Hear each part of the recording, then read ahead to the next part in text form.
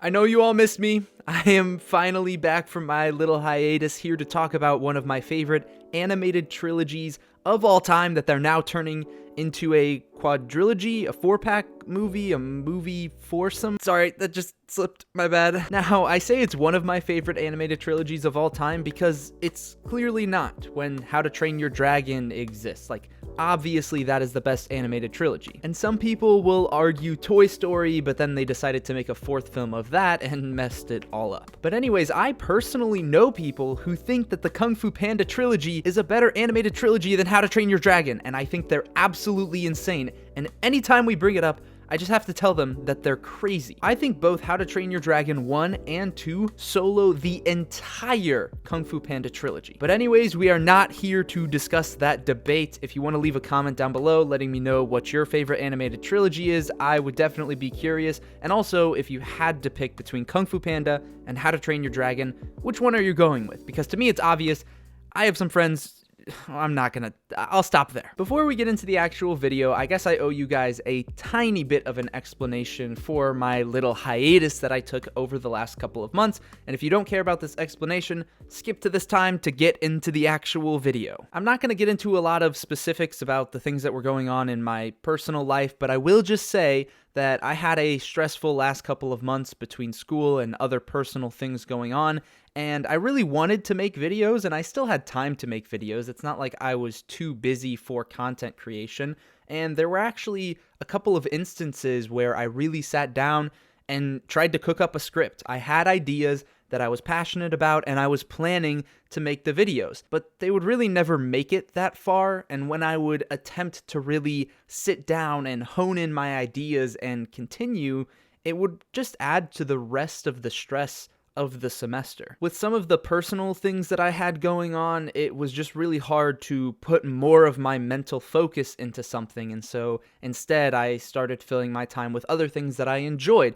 still watching movies, but then also playing video games and whatnot. And again, I really miss doing this, and I hope now that some of the personal things have taken some time and I've kind of mentally worked through some stuff, I am planning to be back and be more on top of content creation. But if I'm being brutally honest, I really needed the break, so I hope you guys understand. Anyways, let's get into the video. Now, obviously, since it's been a couple of months since I've been gone, there's been a ton of stuff that has happened, and like I said, I wish that I could have talked about some of it. I was planning on doing a Five Nights at Freddy's video in order to tell you guys that I was absolutely correct about my concerns for the movie, and the hate that I received on that video was entirely unnecessary when I turned out to be almost completely correct about that film. I wanted to make a video on Loki Season 2, potentially a follow-up to the Marvels, or just talk about random other things that ended up being amazing, like Godzilla -1. But truthfully, those things kind of came and went, and then the semester finally ended, and on the final day of the semester, when I was finished up with all of my classes, Kung Fu Panda decided to drop a trailer and more information about the film. And so I decided, screw everything else. I don't care about anything that already happened. That's already gone in the past. I didn't talk about it. I missed my chance. I want to talk about Kung Fu Panda 4. So without further ado, and without boring you about how much content I didn't make over the semester, let's get back to me yapping about another movie. Buckle up. It's gonna be a good one. A slight disclaimer that I should really have at the start of all of my videos, because I get too many comments just telling me that I'm hating on a movie before I've even seen it. And I am a big advocate for not hating on something that hasn't even released, and also not overly hyping something that hasn't even released. So the disclaimer that I need to give is that I'm going to give you the reasons I'm excited and the reasons why I'm concerned, and it's going to be a balance of both sides. But I'm not making assumptions or saying for fact how a movie is going to turn out. Of course, I don't actually know how this movie is going to turn out, but it's fun to have these conversations and talk about the reasons why we're excited or why we're worried for things. So before commenting and complaining about any of my opinions, please just keep that in mind. We're starting off with the hype, the things that I'm very excited for. The first thing we gotta talk about is the villains, plural, question mark? Admittedly, the Kung Fu Panda movies vary in quality. The trilogy as a whole kind of goes up and down when it comes to how good each of the movies are. However, one thing that has stayed consistent that's kind of like a staple of the franchise is their villains. I don't think they have ever missed. Now, of course, there is an ongoing debate of which of the 3 current villains are the best. I think the obvious answer is Tai Lung. I mean, the prison escape sequence alone should give him the #1 podium spot. I don't understand how you could pick anybody else. And I guess if you're curious on my opinion, I would give Kai 2nd place and Lord Shen 3rd place. If I could best summarize what they've done so incredibly well with all of the villains, is that they've found a way to not only emotionally connect them to other characters or directly to the story, but also if you take that away, all of them are just like really cool. And this is actually a point that we're going to talk about in depth further, but I just think they do a good job of making these villains awesome, both from a visual standpoint, from their fighting styles, or also if you take it deeper, from the emotional standpoint, which again we'll get into a little bit later, but I think that's just the perfect way to do an animated movie villain. So with this 4th film, we of course have a 4th addition to the villains of this franchise, this time the Chameleon, voiced by Viola Davis, which is absolutely phenomenal casting. I just want to point that out. First of all, we've seen a lot of her work, not in animated movies, but in a lot of live action movies, and I feel like she can embody a villain so incredibly well. She has that level of intimidation and authority with her voice, and that just genuine raw emotion that you really need for one of these villains. I mean, if you talk about some of the past villains, that dialogue from Tai Lung yelling at Shifu, Ian McShane did an incredible job just with that vocal performance. It's actually crazy how much emotion he was able to put into that. And while of course it's way too early to say anything officially, I feel like Viola Davis can bring that same energy. Now, whether or not they're going to utilize that is still in question, but I do love this casting. I also love the idea of her powers, which is the fact that she can go back and basically snatch the souls of previous villains, or in some cases our heroes, and then embody them and have their powers as well. As I said, a villain should be a balance between just pure awesomeness and also emotion underlying it. And I feel like this power of the Chameleon embodies both of them perfectly. It's not only awesome that this is a power that she can use, you get to embody the past villains, we get to see them return, but also because we have those characters returning,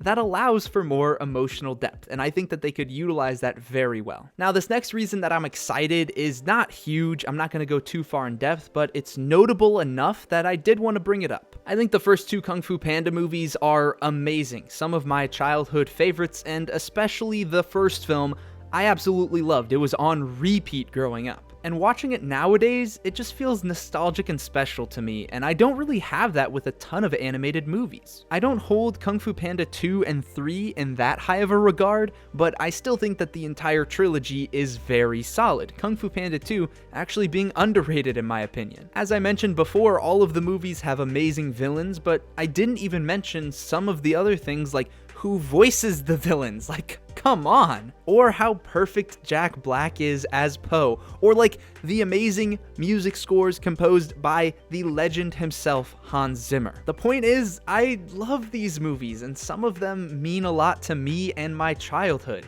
The fact that we're getting a 4th film is awesome, and I just hope to experience those same nostalgic feelings all over again. Now getting into the 3rd and biggest reason why I am excited for this film, which might seem a little unorthodox, but it's about DreamWorks as an animation studio. Growing up, if you had asked me what the best animation studio was, I would have default just told you Disney, or maybe Pixar as an extension, but they're kind of the same thing. And while DreamWorks has always had a few notable titles that I really enjoy, nowadays I actually have switched up and think that DreamWorks is in fact the best animation studio. I don't feel like this is the right time or place to dive too deep into what I think is the downfall of Disney as an animation studio. We're not really here to go too in depth on that, but I do want to talk about 2 main reasons why DreamWorks stands out to me in the current age of animation. The first one just has to do with those notable releases. As I mentioned in the intro, I think How to Train Your Dragon is the greatest animated trilogy of all time, with all three of those films being absolutely amazing in my opinion. When I think about nostalgia for animated movies or even just movie soundtracks, How to Train Your Dragon will always be in that conversation for me. Now, the second reason is one that I'll talk about a little bit more, and that just has to do with DreamWorks consistency. When I think of my favorite childhood animated movies, the movies that come to mind are typically just like super fun or cool films. When I was younger, and I think that a lot of people can relate to this, the way that I view a movie from an emotional standpoint is different. I wanted it to give me certain emotions. The feeling that I would chase is simply joy from seeing something that I thought was awesome. Kung Fu Panda gave me that exact feeling, which is why it stands out when it comes to animated films. Now, sure, there is an emotional message embedded into the movie, but a child can watch it and love it without needing to comprehend its emotional depth. Now, I said I wasn't going to go too far into the downfall of Disney, but let's just say that they've been leaning more into the emotional side than the awesome side. For example, I think Lightyear should have just been an awesome movie. Should have been a cool space adventure, and that's kind of hard to mess up in my opinion. And while I think there are great moments of that, truthfully, there are some amazing, awesome moments in that film, there's also too much of a focus on the emotional side that I just don't think finds a proper balance. A great mixture for an animated movie is to be awesome first while also having a strong emotional narrative that works for the story. And to put it bluntly, Disney has lost their touch and DreamWorks has maintained consistency. Puss in Boots: The Last Wish is a great example of this. It's just an awesome movie with a cool animation style. And yet there is still a message underneath that about the value of life and the loved ones that you have around you. It strikes the perfect balance of having a message but just being a genuinely fun film to watch. All of that is to say that DreamWorks has stayed consistent, knowing when they need to balance awesome and emotion. So I just know that no matter what, they're gonna make a fun film, something that I'm going to enjoy and have a blast with. And I'm sure the emotions will be there, but it won't sacrifice the coolness. And that's what an animated film should do. So those are my positives, and I talked about them for longer than I expected because I'm genuinely really excited for this movie. Now, I need to get into my concerns, but please just note, I'm still very much looking forward to this film, and I think it's going to be amazing. I still have reasons to be hesitant, but just don't say that I keep complaining about movies because I really talk about both sides. I try to be balanced. Please try to be reasonable with me. Now, I'm not going to make this a huge point or talk about it in depth, but this poster is trash. I'm so sorry. It's really bad. I actually saw it leaked the day before they officially released it, and everybody thought it was fake because of how bad it is. And I would have said the same thing, but turns out it's the legit poster. The first actual point that I want to talk about is reliance on nostalgia. I need to clarify that this is a hesitation. I'm certainly not assuming that this will be handled poorly, and I'm really hopeful that all of the nostalgia feels not only necessary, but even kind of elevates the story to the next level. I just think that when nostalgia is brought into a film, you always have to be careful not to misuse it. In the case of this film, from what we know, the main nostalgia that I'm referring to is having the new villain, Chameleon, be able to steal the souls of other villains and take their form. Now, as I already discussed in my positives, I love the villains in this franchise and I cannot wait to see them return. However, with a fourth new villain in the franchise, I want them to continue that trend and give us a new amazing villain to add to the list. Again, I talked in my positives about how I think that Chameleon's power is really fascinating and could lead to a lot of cool things and potential emotional depth. But my worry is that giving your new villain the ability to embody past villains, you undermine your new villain. Because instead of viewing it as the chameleon messing with our characters, we might view it as Tai Lung messing with our new characters. Will that actually make Chameleon an interesting villain, or will we like it just because we get to see Tai Lung? I feel like in the case of this movie, it's a really fine line that they have to walk between using past characters effectively and not misusing them and undermining our current story. My hope is that they have a really cool way to use the chameleon's abilities and she'll actually be an amazing villain. But the slight concern is that they'll rely on that too much. My second hesitancy is that new elements are concerning. So let's say that they don't rely on nostalgia too much and they actually handle that very well.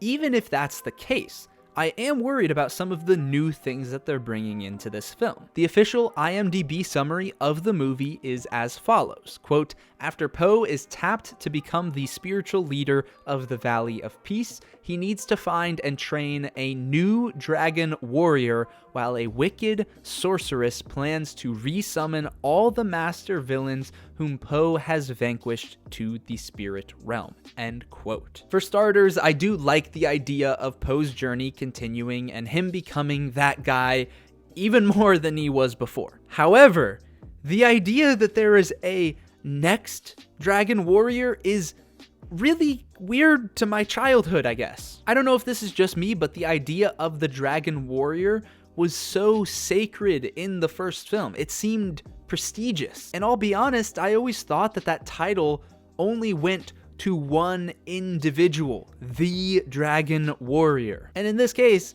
that would be Poe, and that would stay Poe. The idea that it can just be passed down to another character seems weird. And truthfully, what's even weirder to me is that it's a completely new character named Zen, who's voiced by Awkwafina. Now hold on, let's pause for a second here. Before we make any assumptions, myself or anybody else who's listening to this, I think we all need to give Awkwafina a chance in this voice acting role. I am not usually a fan of her voice acting. In recent years, she has been some incredibly annoying characters. However, I will be honest, from what we have heard in the trailer, it really doesn't sound awful. Is there a chance it is awful? Yeah, of course, it's Awkwafina, but I'm willing to give her that chance. I'll need to see how they handle it, but the fact that they're trying to bring in a brand new character and pass down the mantle of the Dragon Warrior, I do not like it. To summarize my hesitations, I worry that they will rely too much on nostalgia, and even if that is not true, I worry that the new elements they bring in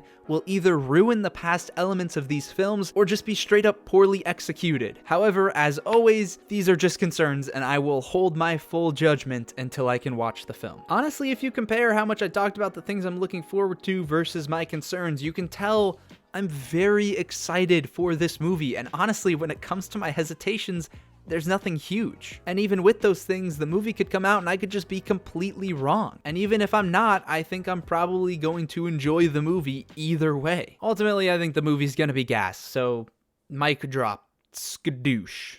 Am I really gonna end my video that way?